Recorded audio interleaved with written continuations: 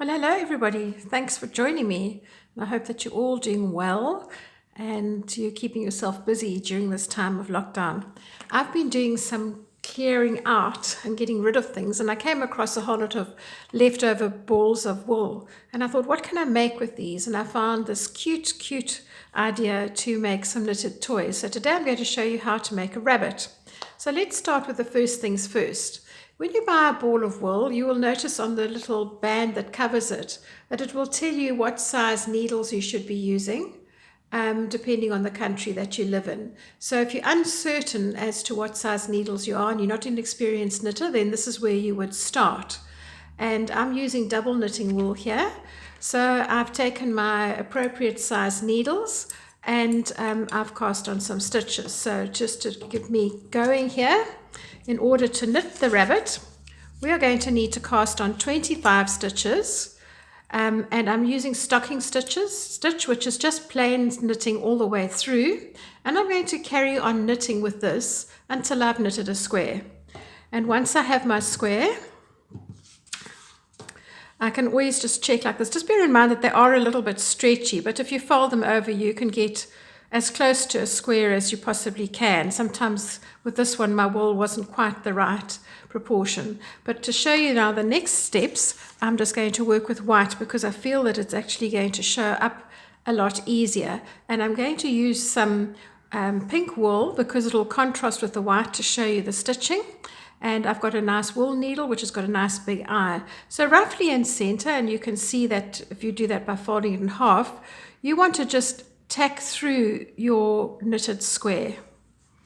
And this is a fairly easy process. I like to leave a tail in case I need to do some stitching the other side. And also because we're going to draw up the wool, it might just give me an opportunity to secure it nicely once I've actually completed my stitching. So we're going to stitch right across the center of the square.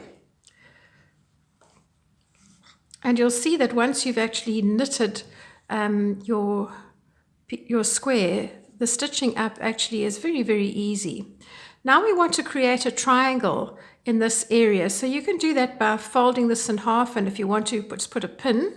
But you can then just take your needle and you're just going to do some tacking stitches or some running stitches towards that center point. Let me turn this around. Sorry, the knitting's a bit stretchy, so it's quite difficult to hold. I'm going to just lay it flat. I think that will be easiest. So we're just going to do that right through to the center. And once we reach the center point here, we're going to tack down to this other side. Can any of you see how this is going to work yet? It's surprisingly easy, and I must say that I was delighted once I actually had come across this pattern. I thought, what a lovely way to be able to use up the scraps and either give them to one of your grandchildren or your own children, or perhaps even to a charity, or even a children's home. That would be really nice. So what we have here now is this little pink triangle, and we have our square. And this triangle is going to represent the head of the rabbit. So I have here some pieces of stuffing. If you have an old pillow and you've laundered it nicely so it's nice and clean, you could actually use that stuffing if it's not just chips of foam. If it's nice and soft, you could use that as well. So you're wanting now just to make sure that there aren't any little lumps and bumps in the stuffing, because remember, this is going to be a toy for a child. And if you do this now, you'll find that you won't have a lumpy head once it comes to start, because this is going to be the head of our little rabbit. So we're now going to place this in the center of this triangle, and using our two little tabs of string that we've got, we're going to just start to pull and tuck.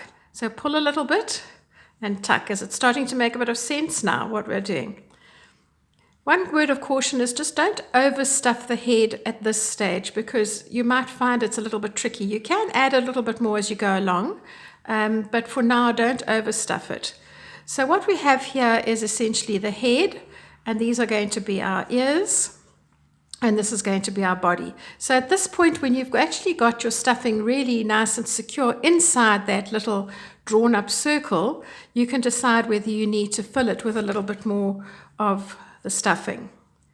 Once you have got that to your desired thickness and you're happy with the size of your head, remember when you put your eyes on, the shape of the head will change, Then you're just going to pull this really nicely and securely. And you're just going to tie a knot. Now let me make sure that I'm pulling the one through nicely here. And I'm just going to do a single part of the knot. I'm going to not do the double section because I want to be able to adjust this if necessary. You want to pull this so that the circle is tight and your stuffing is not going to pop out. So you can see here that that is really nice and secure. Now, the next thing you need to do is to make sure that your ears aren't plopping outwards like this, because that's not how a bunny's ears are. So you want to just invert this so that you've actually got the ears facing the right way.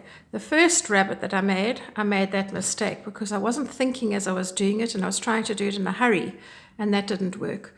So what you'll do now is you'll take your needle, and with the ear that's closest to you, just take your thread through the base of the ear, and you just want to secure that so that it almost makes a little fold and it actually looks like a rabbit ear. Okay, and just remember that I am using pink here so that you can see. I will later on redo this in white. So now you can see my little rabbit ear on that side is facing forward.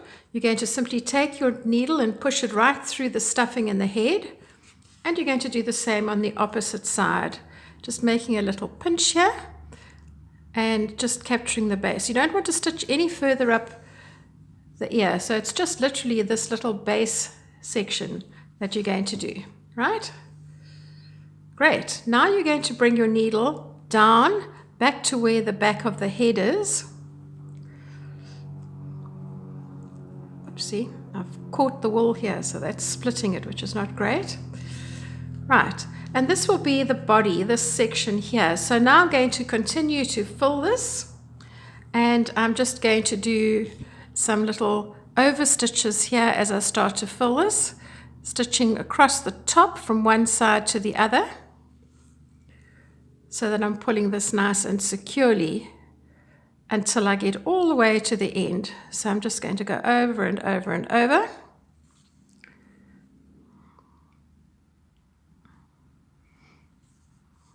And I think that this is a lovely project to do on a rainy day.